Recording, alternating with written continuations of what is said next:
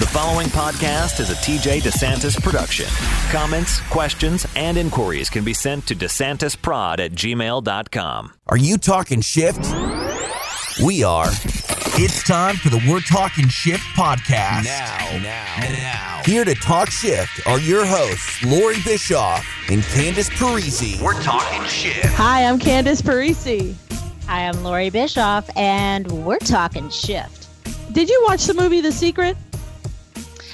Honey, I have watched the movie The Secret, I don't know, at least a dozen times, if not more. And that was after I already was practicing the secrets of The Secret before I ever knew about the movie The Secret. Just so saying. You're telling me right now that you could have written the book. And you could have been the star of The Secret, the movie, 30 years ago. That's what you're saying to me.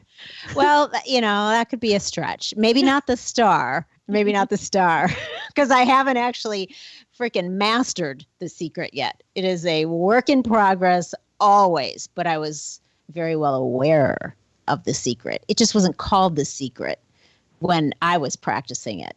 What was it called? Basically called The Law of Attraction. Got it. Oh, we dumped it down to The Secret. Like it's something that not everybody knows about. It's just the chosen few. I mean, apparently. You know what? That was like the conspiracy. Right. But you know what? We don't want to talk about that today. We'll be off on a whole other. Let's tee that up for another day. Okay. Yeah. So. Well, I have a secret for you. Seriously, I do. You have secrets. You have secrets from me. What the hell? Yeah. I've been trying to manifest something in my life since I was a little kid. This morning I was in the shower and of course when I'm in the shower I'm singing. Like on the top of my lungs. Oh, joy. and so I'm singing at the top of my lungs. I'm really going for it. I'm into rap right now. Oh, there's a visual.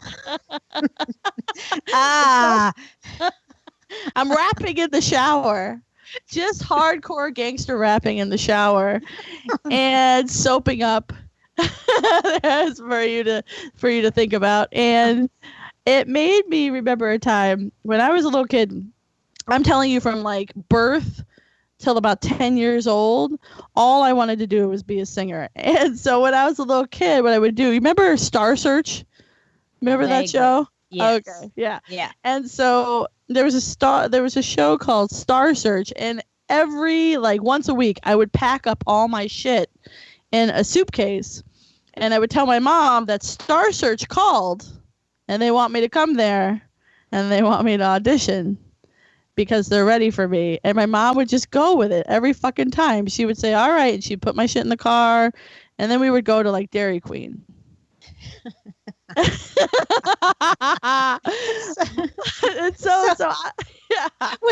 Dairy Queen. So was that your mom's way of being I know that if I just Dairy Queen, bells and whistles, stars and shiny objects, Dairy Queen, that will get her off of the Star Search. She'll forget all about it. Was that why she did that? Yeah, I think that she treated it like it was a stop to start. So she's like, wait, we have to stop here and get ice cream. And so I get ice cream, and then she'd be like, well, they just called and they said that they want to talk about this more with you in a couple weeks. And I was like, oh, damn. But I had ice cream in my hand. So she was incredible. She was a master manipulator. Anyway, still this morning, I am singing in the shower. I do not give a fuck. There's people in the house. There's people. They can hear me. And I'm still a terrible singer. So But wait. Do you have to be a great singer to bust out a great rap? No, not necessarily. But I think that I try to do a Nicki Minaj thing where I rap and sing. She does both. Okay, yeah. So yeah, and so I'm trying to do both. I'm just not there yet. But this Okay. my secret is that I have never told you that. I've never told you that and by the way, if the secret is real, the law of fucking attraction is real, then I've been putting a lot of thought into singing since I was born. I'm still not a good singer. Like, what the fuck's up with that? What am I doing wrong, Loree?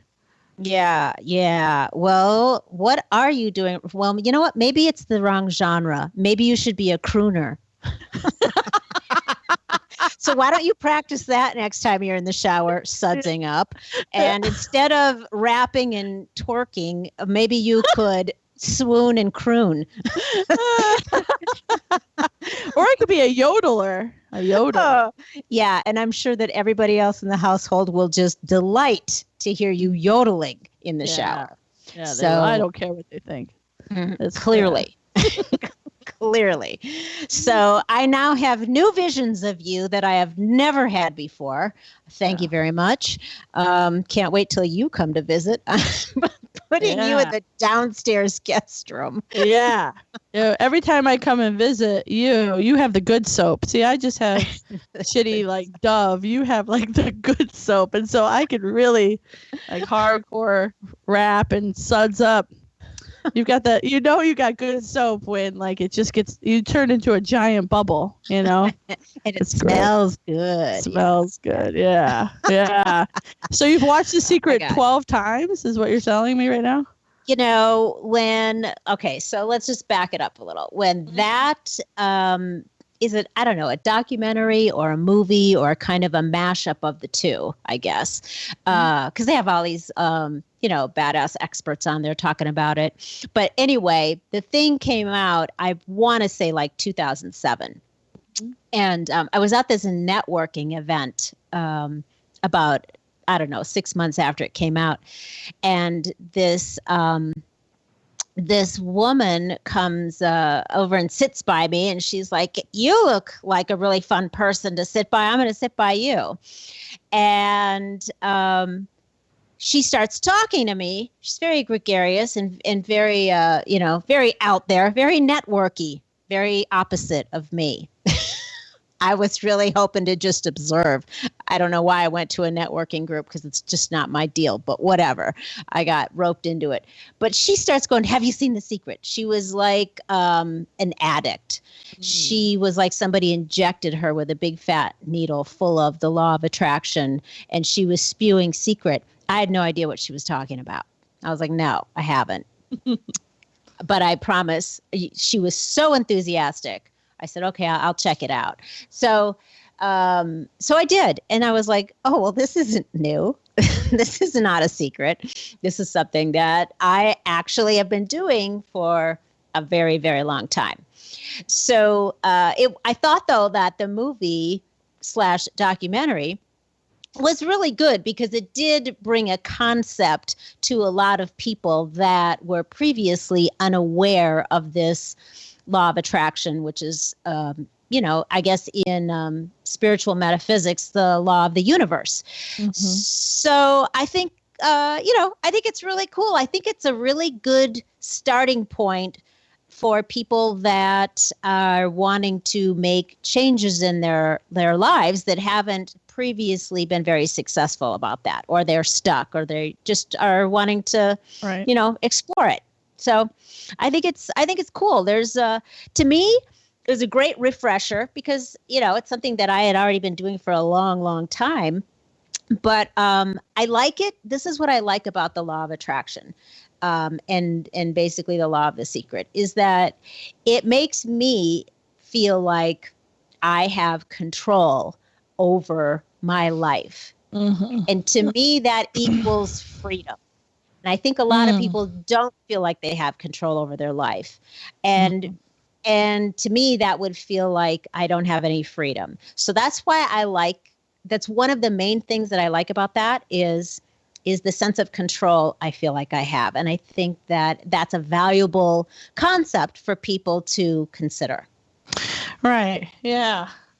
Yeah. I watched the movie too, and I'm with you. Like I can see I could see what makes people thirsty for this, wanting to feel like they can manifest whatever they want in their life, and they just have to think a thought a whole bunch of times, and the whole idea around what you think about, you bring about. I get it.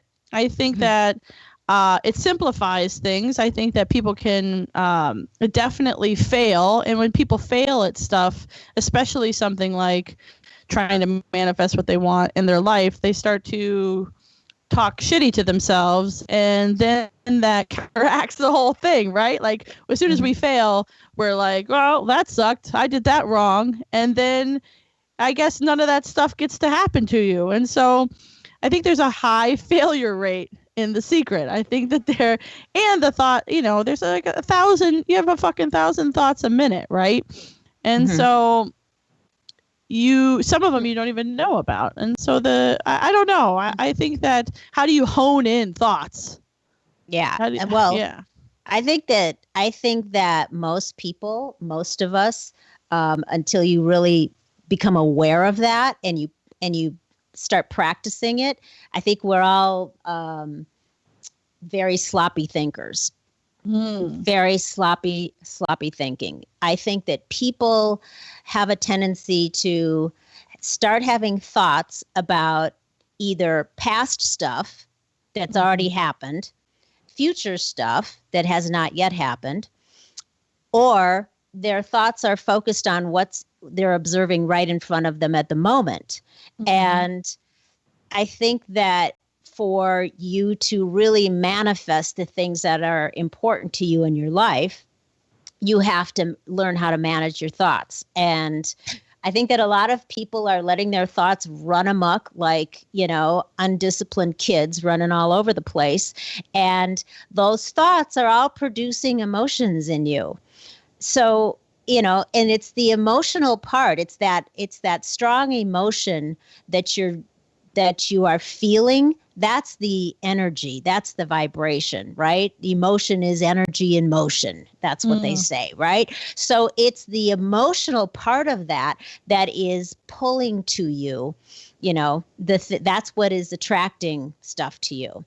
So I think that if you start to become aware of your thoughts and focus them and direct them in such a way that you're going to produce emotions that feel good, that feel better, that are powerful, because emotions are powerful. So I think that what you're drawing to you, attracting to you, is a vibrational match to what you're vibrating, if you will, the emotions that you're putting out.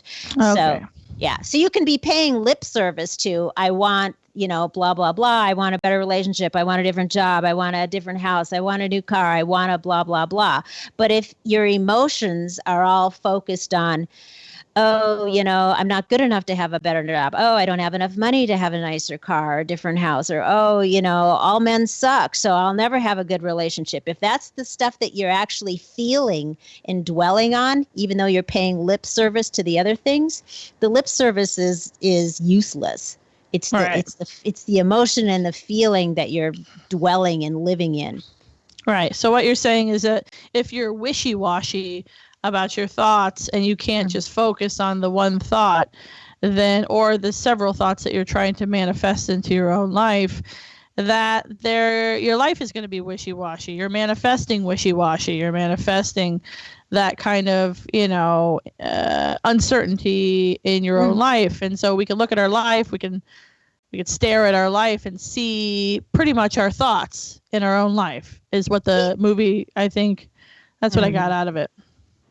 Yeah, I mean, in its simplest form, of course. I mean, there's more to, what they're talking about in the movie. There's more to it. But I think that in its basic form, yeah. I mean, if you look around at your circumstances, for the most part, could that be a reflection of how you've been really at the deepest levels thinking and feeling and expecting, and there it is. Well, the other piece of that the reason why I'm on the fence on the whole secret thing is because I think that we're still developing. Our brains are still developing, and so we don't do all the stuff well with our brain yet. Right. We do beat ourselves up. We beat, other people up with our minds. We are hurtful to ourselves. Like, why would we even do that? And so I think we're moving into a space of being more fluid and being more efficient with our brain, but we're still only using like 2% of this thing, Yeah, totally. I mean, it's a practice. It is no different than going to the gym and building your muscles up. If you decide that you want to be a world-class bodybuilder, then it's going to take a very specific, practice.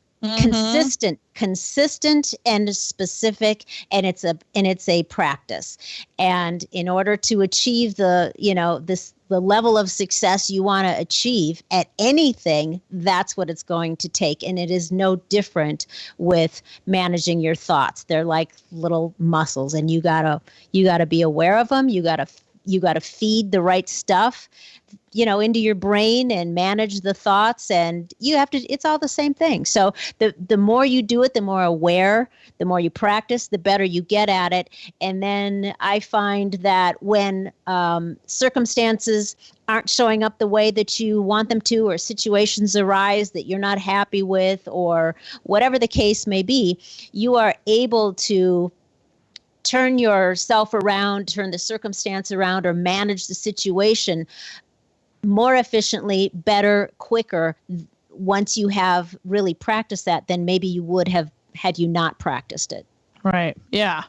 I'm a meditation and intuition growth junkie, as you know, and so I think that it's hard for me to connect that my thoughts mean something as much as The Secret puts out that they do, because I'm in the mental business of not thinking so much, and so I'm trying to erase and not pay attention to thoughts altogether, and as and stick with my intuition. And so I think that with my mind, it's tricky because I just don't believe it. I think that a lot of times our brain is lying to us. It's telling us things that aren't true. It's problem solving. The job of the brain is to problem solve. And so I don't know that I connect to my brain, or I connect to that. I do it as little as possible.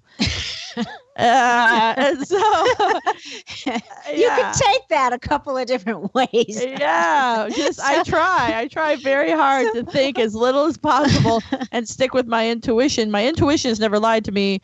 My brain, on the other hand, told me I should eat an entire cake last night, and I think it lied, but I did it. Your brain told you that. So are you sure that your intuition didn't I don't know, collaborate with your brain and say, let's get together and make her eat that cake? I don't think so. I think my intuition, if I was paying attention to it, would say, hey, dum-dum, don't eat the cake. Don't eat the fucking cake. So your intuition would say to you, fill in the blank. So your intuition communicates with you how? I think it's something that comes through me. I don't take it as something that's personal from me. You know what I'm saying? But I do think that in order for me to understand words, I have to use my brain. So I see where you're going with this. I see where you're going with this, Loree. Right. It's a trap. I do. I feel the trap. I'm not going to be trapped by you. Your intuition told you with words that this is a trap. No, me knowing you so long knows that's a knowing that I know. So yeah. Okay. Nice try. Yeah. Well, you know what?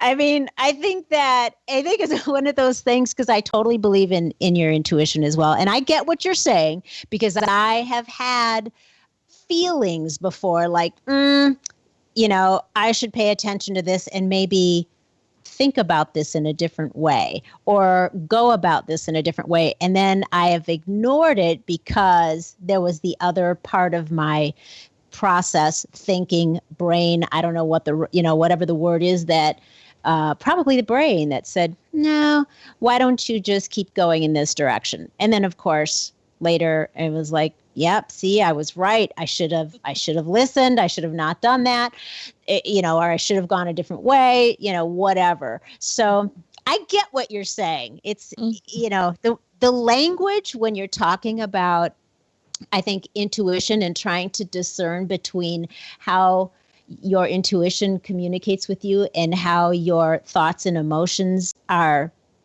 slightly different, or where's the gray area there? Where is the integration? Do they meet?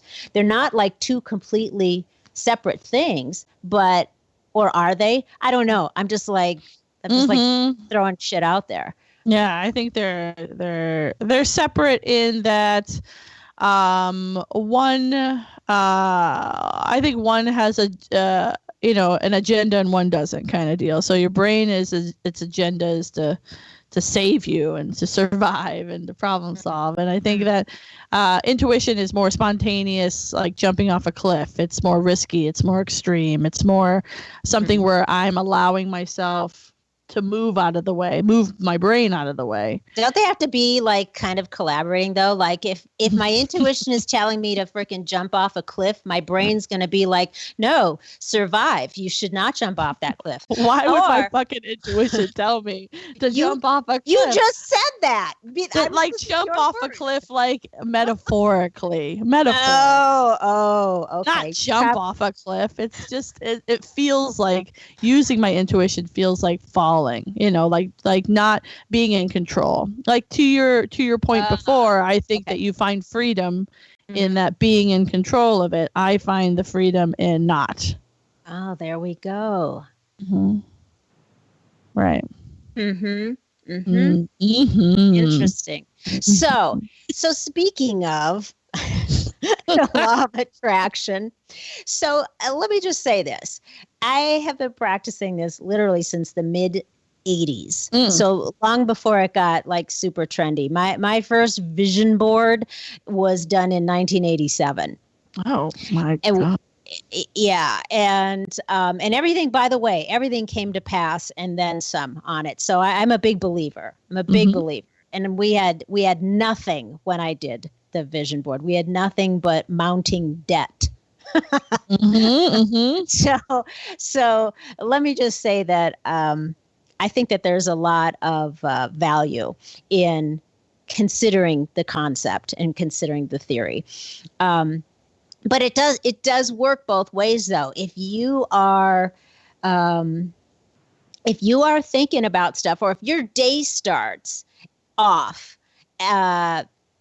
something happens that's negative, or it just doesn't fit well with you. You've had a crappy morning, and then you're in a bad mood, and then it just sort of spirals all day because you're dwelling in that, you're thinking about it, and then you're pulling to you more of the same stuff. And even somebody that's been practicing this for a long time, that can still happen. And I kind of hate to admit it, but it happened to me the other day.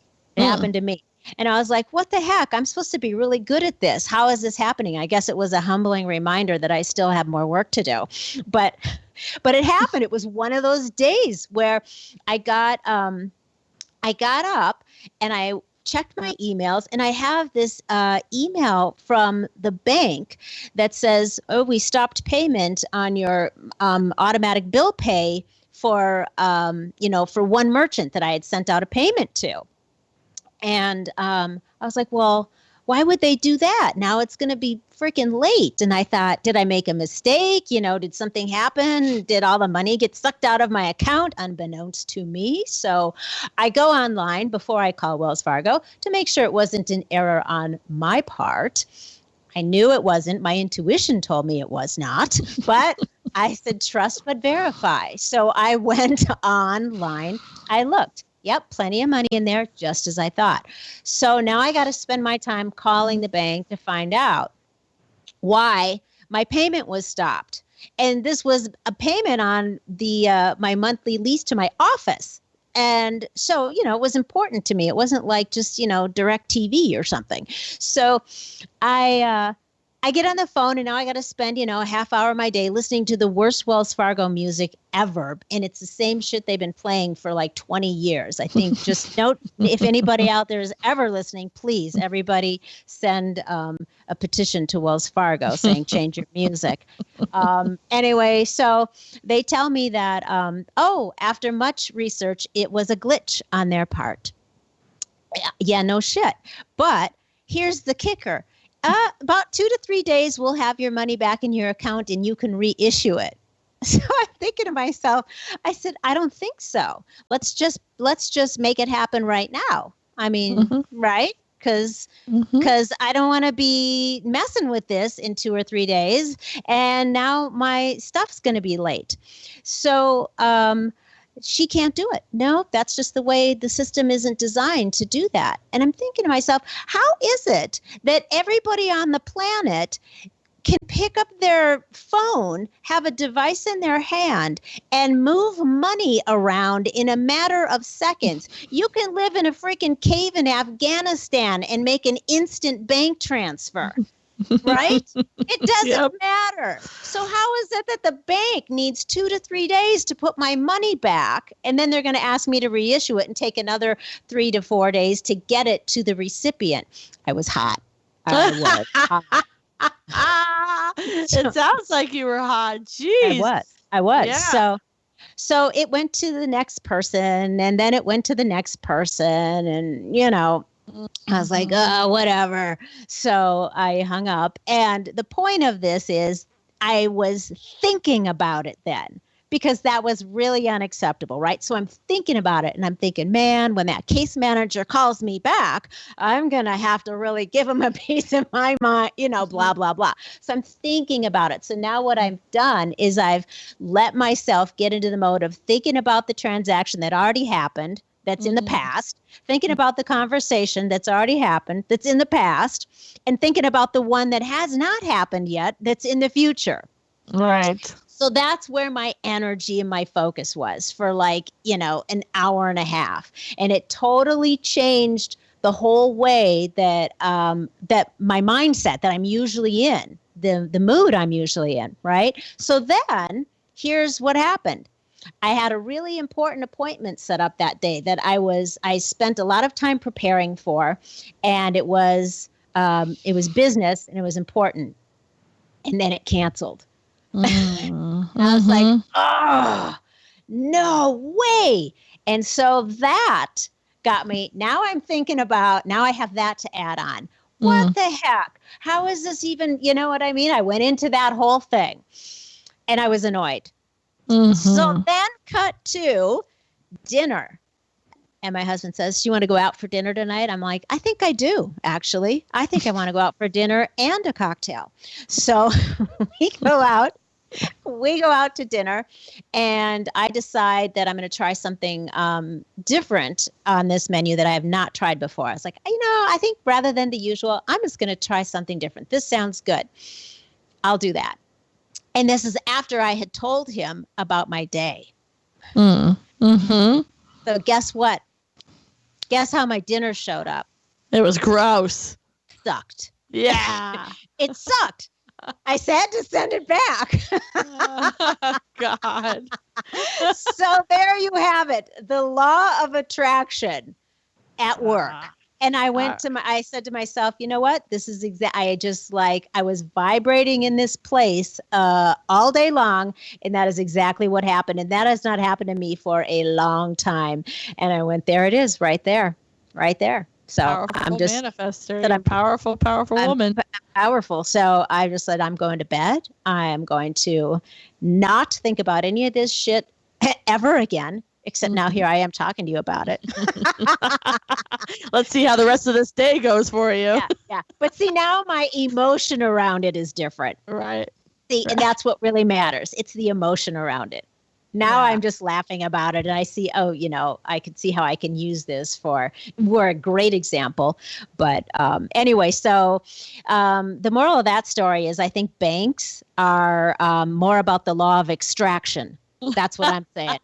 I think they are apparently outside of the rules of the law of attraction, and they have their own thing going on there. You hear that, Wells Fargo? You hear that? Yeah. Step it up. It's time to step up your game. 2 to 3 days. What the hell? To put your money back, the money that never left. Okay. Thank you very much. Oh, God. All right. So, yeah. So what do you have to say about that? Well, I think that you are an incredible manifester, and if we could easily manifest and get what we want in our life, both negative and positive, however that we would want to do that, then every single day we just think about it and make it happen. I think there's momentum in that. I think that then we're taking charge of our life. I don't know if I'm a big, gigantic believer in it, but I'm supposed to be. You know, I feel like I'm supposed to be, and I don't want to fuck with it too much, because what if it is true, and then I'm like, you don't want to step on the thing. So it is a law. So it is a law. It is. I don't want to go to manifesting jail. I don't want to. No, I would hate to see that happen. Yeah, it's a law. You'd bail me out if I was manifesting. Yeah. I would totally come and bail you out. Absolutely. That's what friends are for. And then you could serenade me with some like really cool rap crooner stuff. Say that word one more time. Did you say serenade or serenade? Serenade. Oh, no, serenade. You know. Thank you. Thank you. Right, that. I'll do that every day. You don't have to bail me out of jail for that. I'll do that. Oh God. Okay. No, it's okay. It's okay. I don't feel like you need to do that. Just, you can wait until you're in jail and I get you out. That's fine. That's fine. Okay, fine. I don't want to be greedy. Oh my God. So, okay, let's do a couple plugs here. We have some important stuff to share with people, and I think that we want everyone to know that they can find us on iTunes. And if you like what you're hearing, please check it out wherever you listen to podcasts and rate us. Give us a rating and leave us some comments. We would love to hear what you think. And also, you can find us on Patreon. We're Talking Shift on our Patreon page. And you know what? A little mystery here. Go and be part of the Give a Buck movement. Yeah, I'm not going to tell you what it's about. It's just, you know what? But if you give a buck, go check it out, and you can be part of our big movement. Yeah. Yeah. And if you want to work with us personally, go to wordtalkingshiftpodcast.com, and we're all over social media. Come check us out on Facebook, Instagram, Twitter at Word Talking Shift Podcast. All right. Sweet. So go out and make some shift happen, you guys. Yeah, you too, Gary V. The preceding podcast was a TJ DeSantis production. Comments, questions, and inquiries can be directed to DeSantisProd@gmail.com.